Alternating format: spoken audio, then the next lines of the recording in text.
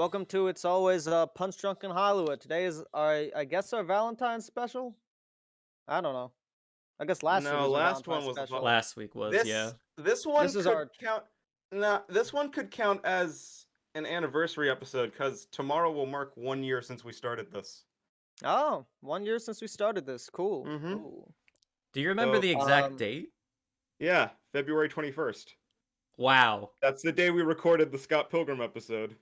Yeah, That's I'm okay. Part of me, literally tomorrow. part of me Uh kind of huh. wishes I came up with something more in line with an anniversary. But all right, cool. Doesn't matter. You choose what you want to talk about. All right. Speaking Well, of talking, we got a lot of news to. Oh, we should probably introduce ourselves. good idea. Who are these I'm strange people? I'm Red. I'm Drum roll. Lugia. Hello. I'm Patrick. How y'all doing? All right, great. So today we are going to be talking about Punch Drunk Love. A little bit later. Right now we're gonna, I don't know, use our airline miles to talk about something else. First, I guess we'll start off with some obituaries. Unfortunately, two great directors passed away. First one is Ivan Reitman. He's probably best known for his comedic work. He directed, the first two Ghostbusters movies, and yeah, he directed the first two Ghostbusters movies, Twins, Stripes, I don't know, a I couple think other most people comedy recognize. I movies. know. I think most people recognize him for Ghostbusters. At least I Yeah, do. Yeah. Ghostbusters and like those really weird comedies that Arnold Schwarzenegger did with Danny DeVito. He directed those too. Anyway, the other director who passed away is Alfred Soul, who is he's best known for making the movies Alice Sweet Alice, which is a slasher film, Pandemonium, which is a parody of slasher films. Yeah, and I guess he's a bit more of a cult director, so I guess like a lot of people wouldn't really know him, but he Yeah, did the work name the as name a doesn't sound familiar to me, to be yeah he perfectly honest. he did work as a production designer. I think he's a bit more well known for that. He was the production designer for Veronica Mars, if you're familiar with that TV show. Veronica Mars is the detective show with Kristen Bell. I've heard of it. I've never seen it though. That's the first I've heard of it. I would highly recommend it. I liked that show quite a bit. I've only seen the first three seasons. I haven't seen the revival show, but the original series is pretty good. All right, noted. Uh, anyway, when we recorded the last episode, it was a Super Bowl, and so let's just talk about the stuff we saw immediately after. All right, let me start. Because who gives a shit I about let football? me no, let me start. Yeah, we're I didn't talking watch about this. commercials. Let's be real. I didn't watch the Super Bowl nor the commercials. I didn't That's watch my piece. either. Yeah, I I didn't avoided watch. it like the plague. I Yeah, didn't I avoid didn't. it. I was watching the Olympics instead. Yeah, I didn't watch it. I saw a few of the ads that cropped up on Twitter, and I saw a little bit of the halftime show. My brother Uh, my brother told me there was this like insurance ad that was masquerading as a Barbie ad. I don't I don't know. I meant to look that up, but I didn't because I'm like that's You weird. sure you want that in your search history? yeah. Um, There's far worse things I could put in my search history. the Cable Guy, that classic Jim Carrey comedy from the I'm '90s. aware That of it. Yeah. Yeah, Jim Carrey reprised his role for that, and I wanted to bring that up because I find it fascinating that the Cable Guy is not a liked movie. It wasn't popular, so I find it fascinating that nostalgia's gotten to the point where people are nostalgic for movies that were panned when they came out and were not successful. I'm like, huh, that's fascinating. That like the Cable Guys, I guess, reached cult enough status where it's deemed profitable Well, now. well, did audiences like the Cable Man? No, no, that's the thing. Audiences do not like it. Ah, all right. It's a movie that got popular after the fact, like with the rise of the internet, because once people started knowing that there are some weird, crazy parasocial stalker type things, with YouTube celebrities and all that stuff, then it got a cult following. Well, clearly someone wanted him back. Yeah, it had like a very minor box office hit. Obviously it was like the '90s, so Jim Carrey was like the biggest guy ever, so it wasn't Jim like. Carrey owned the 90s, let's be real. Yeah, so it made For the money, but most it part. wasn't like it was a pretty big like blow financially compared to like his other stuff. But yeah. The other two ads I want to talk about is the Larry David crypto ad. fucking everybody just got really upset about that because, obviously crypto is unpopular and Larry David is a cultural icon, national treasure, made like two of the biggest sitcoms of all time. You know who Larry David is, right? Yeah, I know Larry Yeah. David. Yeah, okay. He, Curb Your Enthusiasm, Seinfeld guy. Yeah. Yeah. So that's a He shame. also had a cameo appearance in an episode of Hannah Montana. Oh, cool. Kramer, what's True going on in there? We're going to crypto land, Jerry. Yeah, and the last one I want to talk about is the Austin Powers General Motors ad because it did not make sense as a diehard Austin Powers aficionado. I would like to make it very clear, General Motors, that this ad makes no sense in the Austin Powers lore. See, in this, it was like Dr. Evil's back to schemes as usual. But the thing is, as all of you have seen the greatest film of all time, Austin Powers Gold, member. You've all seen it, right? I've I've seen never the seen any of the Austin Powers movies. I've seen the first two Austin Powers movie, and I caught a bit of the third one on TV once. Okay.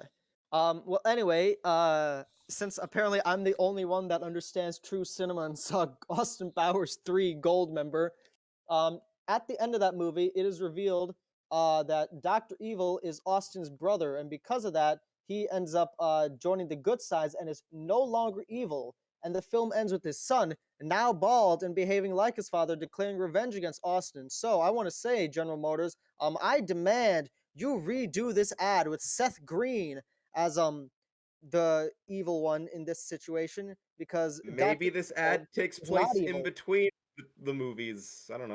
It does not make sense because or this a parallel universe. Or a split timeline.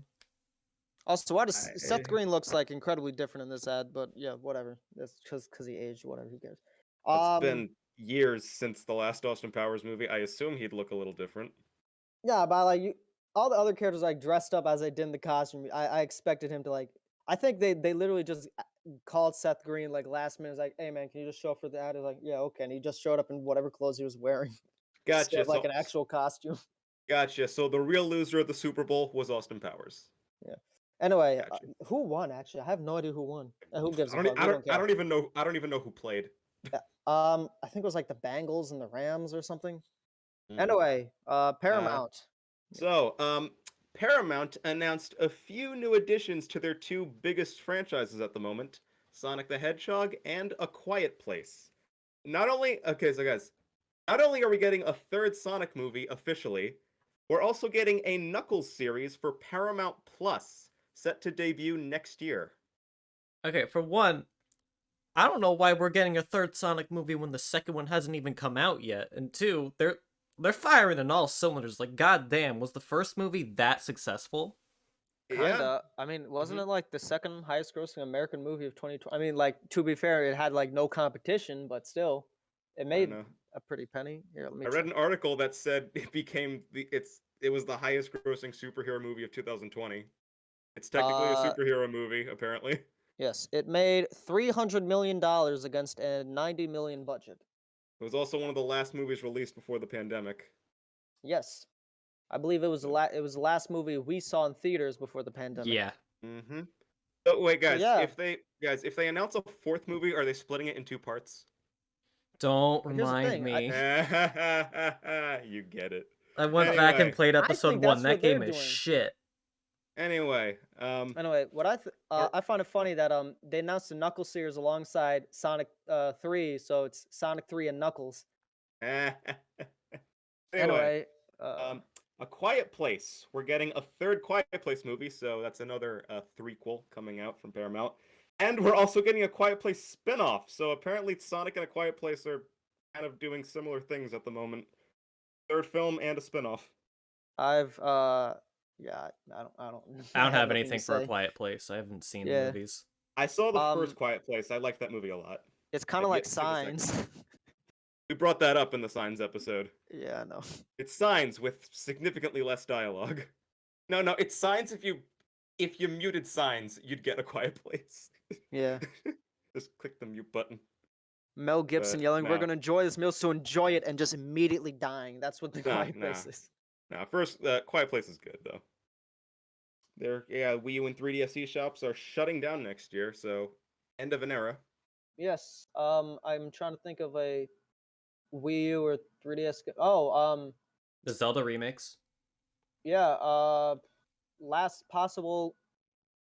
I need to buy Super Mario Galaxy 2 before they fucking take that down. Shit. Xenoblade X, that's also Wii U exclusive right now.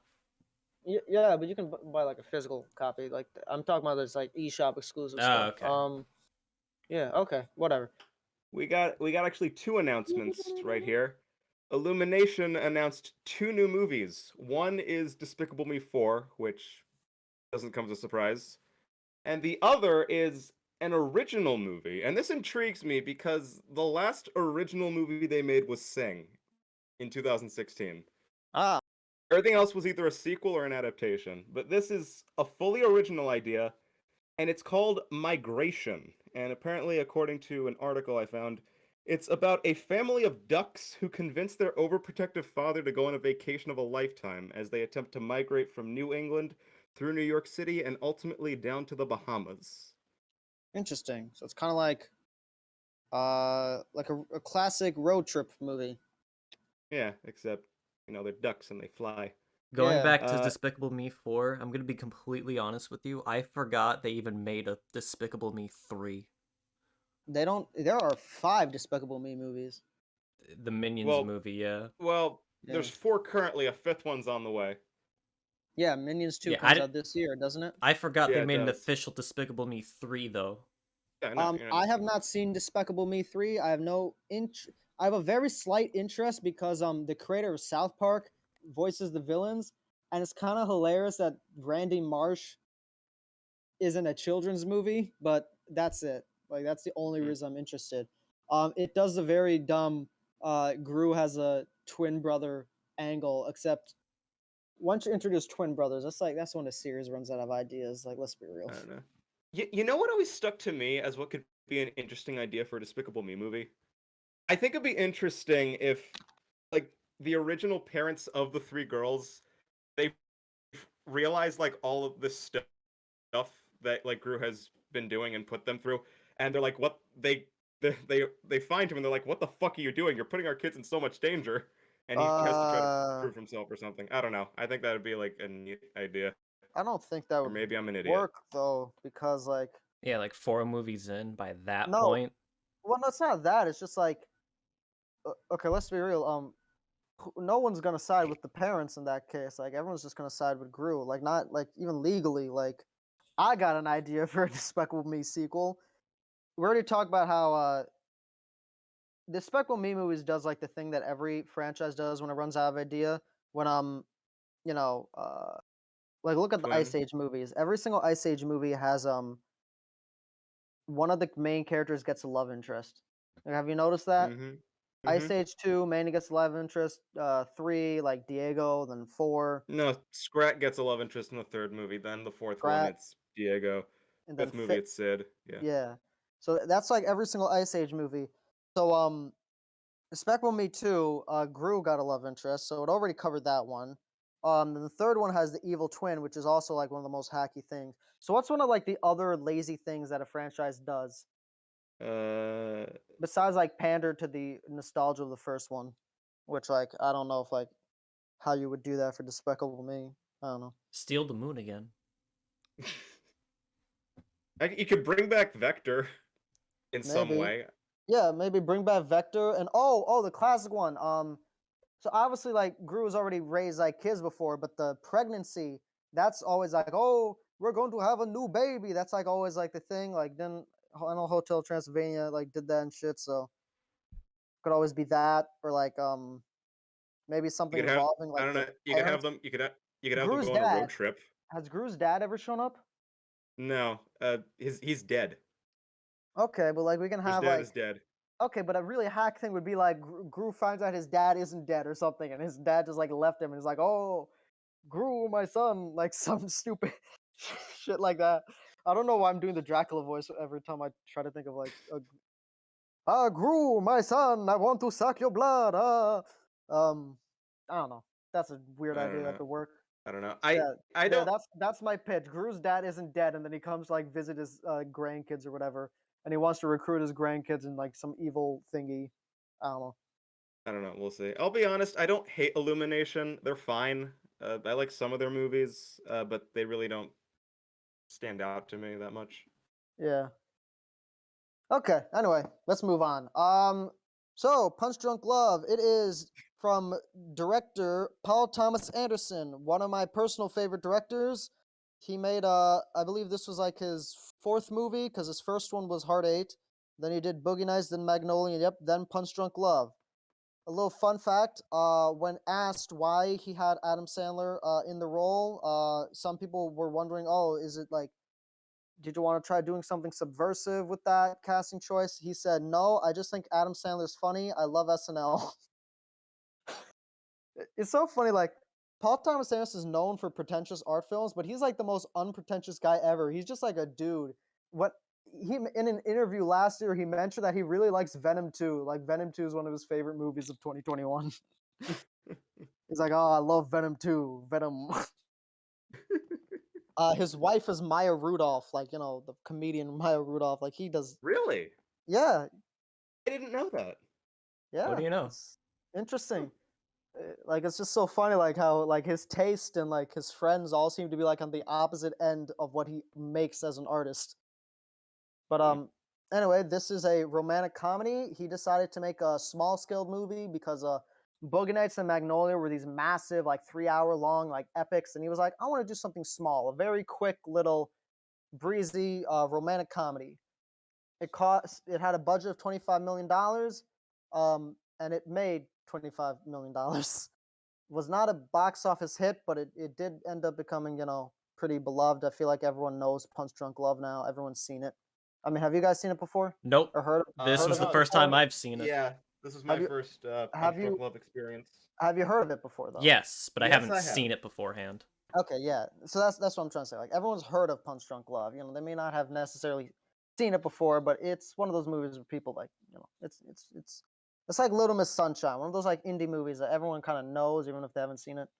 Has a pretty stacked cast. Obviously Adam Sandler, but there's also Emily Watson, Philip Seymour Hoffman, Luis Guzman.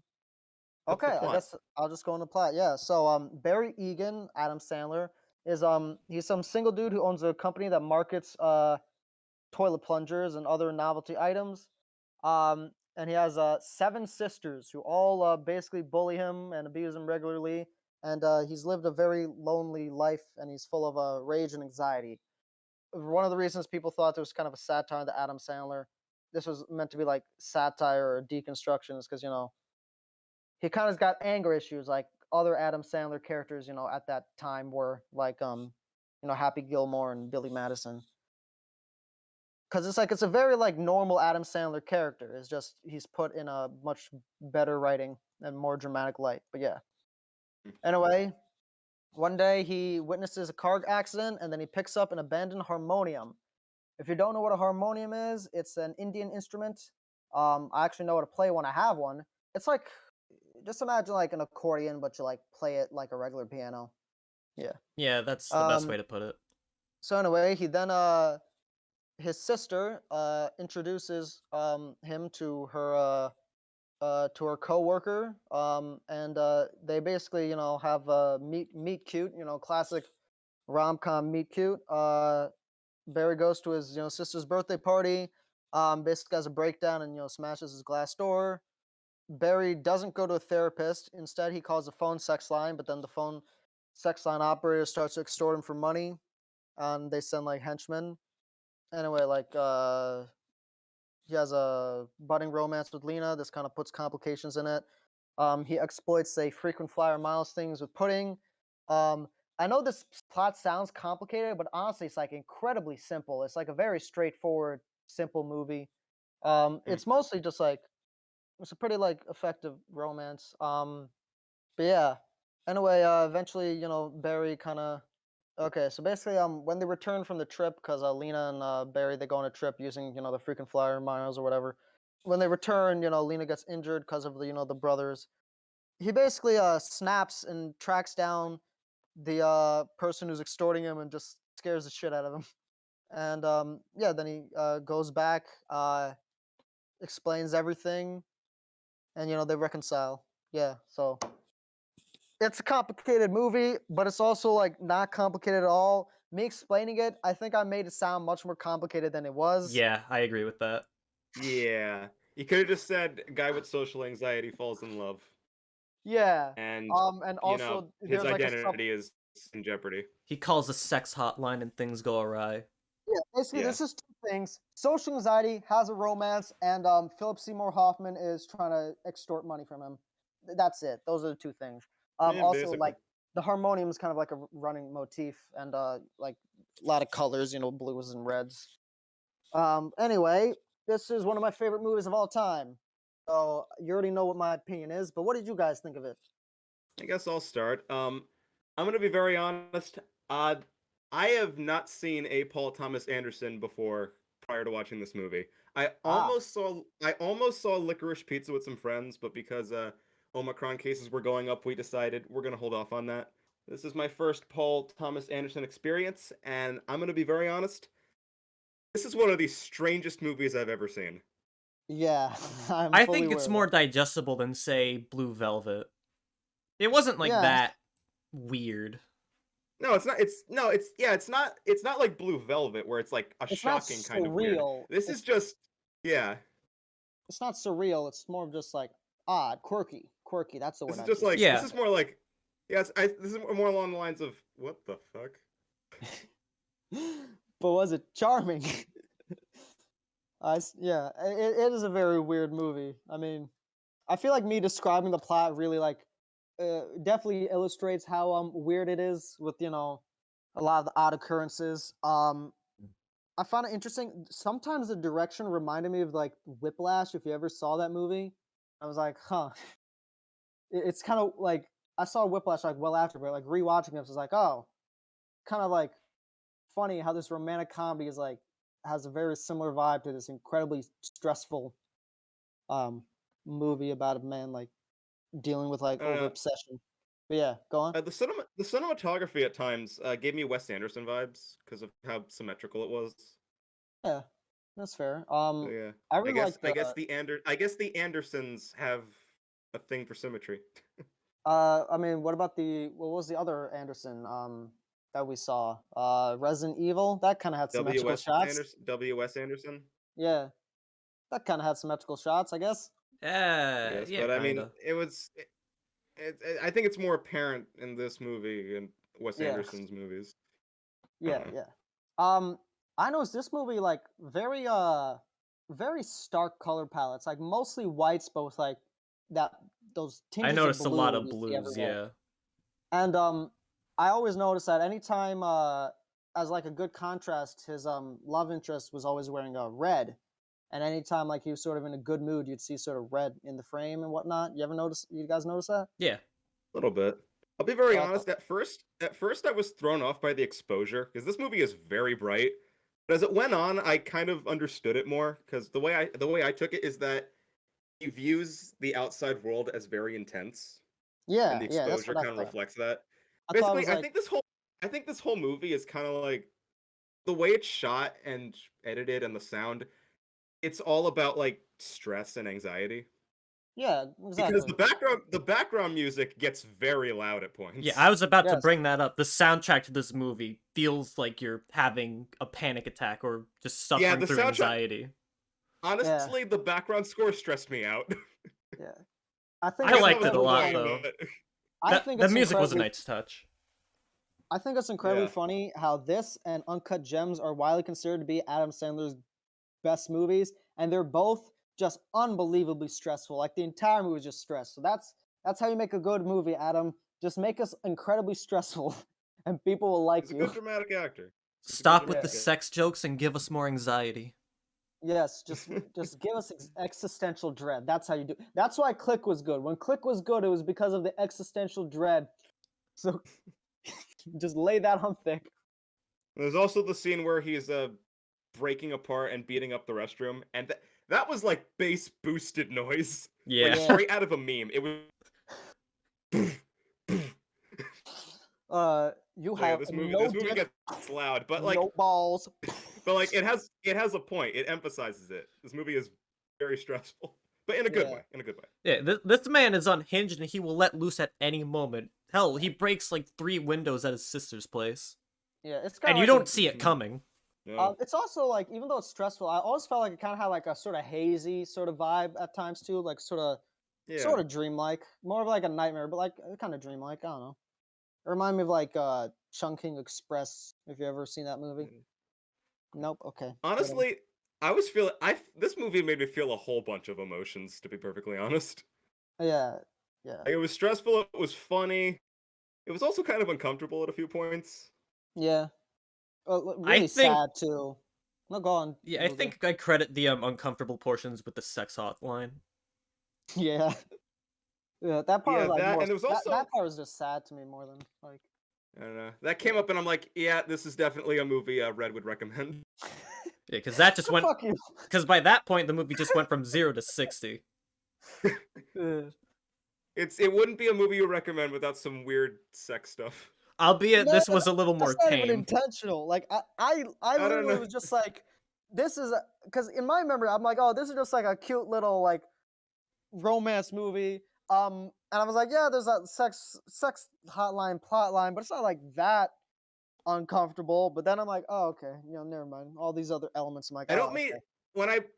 whenever I bring up sex, I don't mean that as like, oh, it's uncomfortable. I just mean Yeah, I don't okay. know. The point is after like getting through the first 10 minutes of election where it was pretty par for the course, and then I hear the guy say that one line, Yeah.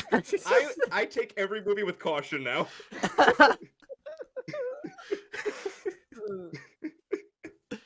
Honestly, It's always funny. I I always recommend a movie, and then like anytime I recommend a movie I've already seen, I'm like, yeah, I remember this was pretty good. And then I rewatch it, I'm like, oh, when Patrick and Lugia see this, that's gonna be. I'm wondering what their reaction is, because like I always forget that these elements are in the movies. honestly, to be perfectly Hey, for honest, the better or sex worse, that hotline makes them thing, memorable. Yeah. yeah, Like I but don't to be forget, honest, but it's like it's never as shocking to me. Like after like time passes, I'm like, it's probably gonna be fine. But then, oop, Yeah. nah, pretty You know, blunt. it's funny you mentioned that because of that. I did recommend Blue Velvet to a group of friends, and they looked at me like, what the fuck did we just watch? Yeah, I like know. I again, saw that. like election, it starts off pretty par for the course, and then Dennis Hopper comes in, and the movie takes a hard left, and Yeah. it never recovers. And then you let the movie That's how you digest, make. and then you remember, oh, hey, it's good. And then That's you just repeat the cycle. that's how you make true cinema. You make a movie that starts out kind of normal for the first like 10, 15 minutes, and then it just has a bunch of weird turns. That's how you make cinema. To be perfectly honest, though, going back to the sex hotline, that scene wasn't even what I found the most uncomfortable. The scene Yeah. that made me uncomfortable was actually when Barry and Lena are in Hawaii and they're like making out on the bed, and they're saying like Lena says, "I want to scoop your eyes out and suck on them," and Barry says, "I want to smash your face with a sledgehammer." What? That's erotic, apparently. What? I mean, it's kind of funny though. But yeah. To to scoop your eyes out and suck on them? They feel like Uh, grapes. Yeah. Like, she said that, and I'm like, excuse me, what the fuck? They're just very awkward people. They don't know how to flirt. I guess so. Anyway, I thought every conversation you had with Philip Seymour Hoffman was like, it was really uncomfortable, but it was also like incredibly funny. Like those are probably my favorite parts of the movie when he was talking to Philip Seymour Hoffman. Honestly, I wish there were more scenes with Philip Seymour Hoffman, because he was a standout to me, to Yeah, be he's perfectly honest. only in a couple scenes, though. Yeah, Yeah. Hoffman's like he is one of the greatest actors ever. He's in I think he's in almost all of Rest in Paul peace. Thomas Anderson's movies. Yeah, like even Licorice Pizza, the main character of Licorice Pizza, that's Hoffman's son. Really? Yeah. Hmm. Cause Uh-huh. yeah, him and Philip Seymour Hoffman, they were very very close friends. There was only one movie that Philip Seymour Hoffman wasn't in from Paul Thomas Anderson before he passed. That was There Will Be Blood. He's in every other Paul Thomas Anderson movie, obviously before he died. So yeah, Mhm. very close friends. Luis Guzman is also in a lot of his movies, which is interesting. Luis Guzman, he played Lance, the coworker. Remember him? Yeah. Well, let's see. We talked about how anxiety-inducing the score was, the cinematography, the colors, the acting obviously was pretty good. Mm-hmm. This It's was funny. like one of the few movies where I could say that Adam Sandler was actually good. Yes. He definitely made this movie. And of Adam course, it Sandler had to was be a was very mentally unstable man. it was Adam against Sandler type. was I like. think that's what helped. Here's the thing. I don't think it was against type. I think it was of type. It's just like it was like a dark twist. It was like a dark slant on the Adam Sandler thing. It was like, oh, all those Adam Sandler movies where he plays like these weird, like mentally weird people that have anger issues. Mm-hmm. Well, what if we just played it straight and it was just like a very messed up character drama instead of a comedy? Where it's like, I was thinking of like Happy Gilmore because like in Happy Gilmore it's just like this dude with severe anger issues, and then like in Billy Madison, he's just like kind of awkward dude because that's what Sandler usually plays. He do like an awkward dude or guy with anger issues. I'm like, okay. Oddly enough, this movie kind of reminded me of Drive, just like the way it was shot. Sometimes it's just like, Drive is kind of fucked up, a lot more fucked up. Honestly, the scene at the end of the movie where his car gets hit and he beats up the henchman, that gave me Nobody vibes. Yeah. Yeah, I can see They're it. like, he's going all Bob Odenkirk on us. How funny it'd be if like this movie just was like 3 hours long, and after that point, it just became a John Wick movie. Barry's like, I snapped, I've had enough. So he starts just killing everyone that like fucked with him throughout the whole movie. Like goes to Philip Seymour Hoffman's house. And it's like Has just a Adam giant Sandler action ever scene. done an action movie? Don't mess with the Zohan. Nah. I don't think so. Nothing of note, anyway. You could say Pixels, but I don't. Yeah, speaking of other good Adam Sandler movies, this slightly reminded me of the Meyerowitz stories, which is what I consider the third part of the holy trinity of Adam Sandler movies. And in that one, it's like it's kind of like an awkward movie. Like a lot of people have like a difficult time like communicating and stuff. So like honestly, this kind of feels like if I was gonna like put this on a scale, like Meyerowitz Project and Uncut Gems, this is like right in between. It kind of captures what like is good about both of those movies, and those other movies just kind of lean toward a different extreme. But yeah. Overall, I give this a 10 out of 10. It's like one Actually, of my favorite movies ever. I had a question. Go on. Yes. What was the significance of the harmonium? Him, like, I guess, sort of getting better at the harmonium, kind of like, I guess it sort of represents like him getting better throughout. Also, like the harmonium was kind of kickstarted him like changing. That was one of the first like real decisions he made. Hmm. I don't know. I don't know. I just wasn't sure. Yeah, because in terms of the plot itself, it didn't really play a significant part in the story. I took it more of a symbolic item. Yeah, it was very much like metaphorical, I believe. Like oh fuck. What? I forgot to tell you about this popular fan theory that a lot of people have about this movie. Okay. A lot of people say this is a Superman movie. A lot of people say that this is like secretly this is like a metaphorical Superman movie, kind of like the Iron Giant is sort of a metaphorical Superman movie. So what's the explain. correlation? Okay. Yeah, explain. Yeah, let me explain. So Barry, he has the red and blue motif. Obviously that going on. Superman's colors. People say the harmonium serves as force of solitude. He's very much like a man out of place. And he's got like, if you've seen like a lot of Superman movies, like Clark has got a lot of issues like early on, but then later but he has like incredible strength that he later like learns to control and whatnot. So here Barry like literally he punches like he like dents like a metal thing or whatever with his hand or whatever.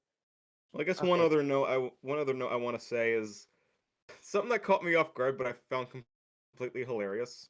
Was the scene when he's running away from the henchman and he fucking dives off the balcony into the street.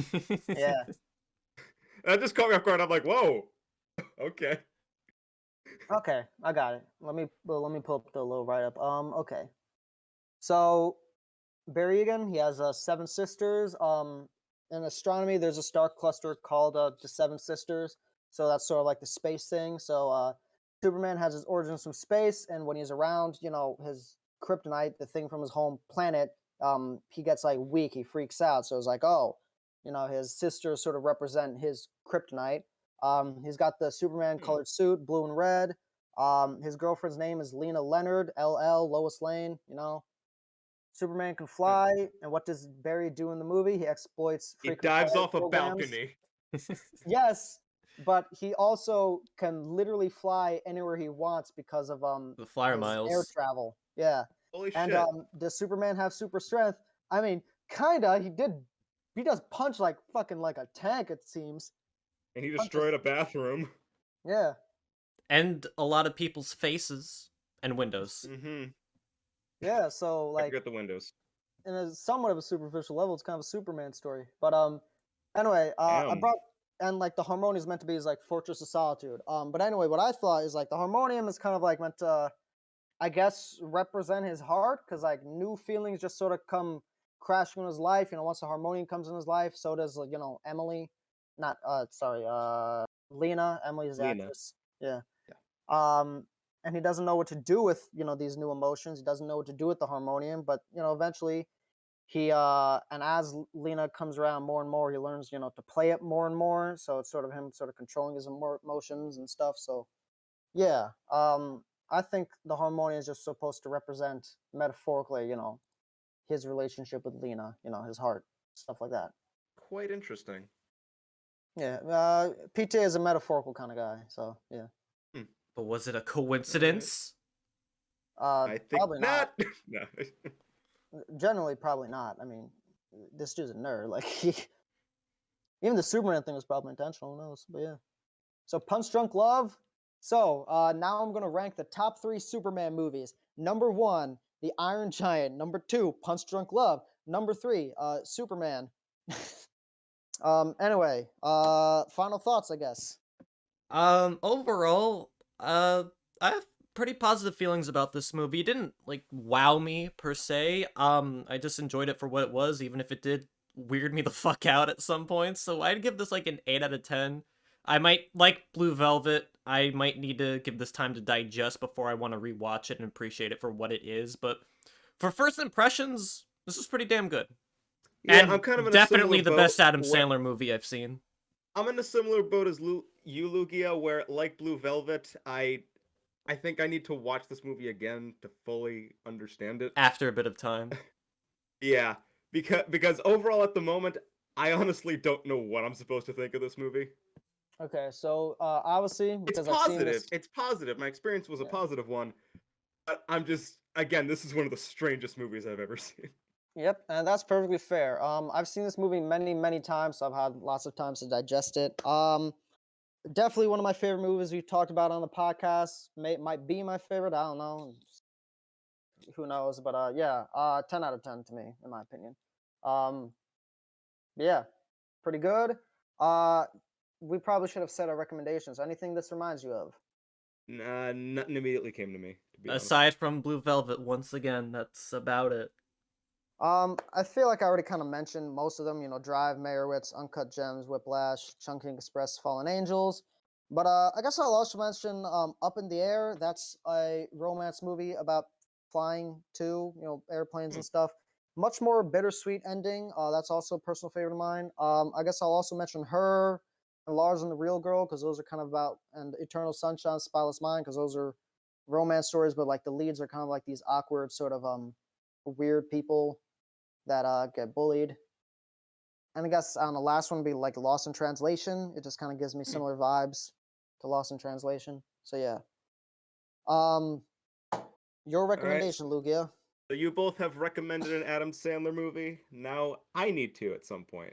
Yes. I don't know when, but I will. At some point, yeah. At some Preferably point. this year. Alright, so. Oh yeah, this year, but I don't know when. Anyway, as you were. So, Red, you mentioning Superman got me in a little bit of a DC mood. Okay. Oh. So, Ooh, mama. yeah. Is this our first superhero movie? Oh, let's see. Green Hornet. Quite the contrary, actually. This isn't about any superhero. It's the Joker, baby! Oh. Joker? Yep. Oh dang! Oh the my! 2017, 18. 2019. Was it 19? Yes. 19. It was. It was Joker. Dang! Oh my! I finally get to watch Joker now. Yes. Oh boy. I've only seen this movie once, and it was with This- Red when it first Yeah. came out. will be quite exciting. I have because also only seen it I know this once. movie has a huge fan base to it. So Yes. Damn. let's see. Yeah. Have you guys ever seen King of Comedy or Taxi Driver? Out of curiosity. No, I haven't. No. Okay. That movie is like heavily inspired by I mean, Joker was heavily inspired by those two. So okay. I'll bring up the comparisons when it comes up then. Yeah. Yeah. I've not seen this movie, but I have seen this is directed by Todd Phillips. I have seen the first Hangover. I know Okay. this is very stark, but I'm just bringing that up to say I am familiar with Todd Phillips. Actually, I will say I think Todd Phillips has a very interesting career trajectory that I guess I'll also mention next episode. But yeah, Joker, Joaquin Phoenix. Joker. So this is going to be quite fascinating. Yeah, it would have been funny if I mentioned the PTA movies that Yes. Joaquin was in, because Joaquin's in a couple PTA movies. This is also a bit it's also a bit scary because I don't want to piss anybody off. Why? Because again, large fan base. Yeah, but like they won't get upset. Like people shit on Joker. Like, yeah. Oh, by the way, just warning to you specifically, Patrick. Yeah. If you thought this movie was uncomfortable, oh my god. I'm aware of one scene in particular. I think I know the scene you're thinking of. I don't know because there are two scenes I'm thinking of, but yeah. Plot Okay. twist. Plot twist. We're all thinking of completely different scenes. Yeah. That's what Joker does to you, man. It fucks with your mind. I'm the All Joker, right. baby. All right. Riddle me this, Batman. Who? Actually, wait a second. It's Doesn't the time Batman to movie chill come out. I think the Batman movie comes out like a week after this No. March Yes. 4th. Yeah, Batman movie comes out a Close. week after we see this. That's kind of funny. All right. So we're seeing Joker, and then after that we'll see Riddler.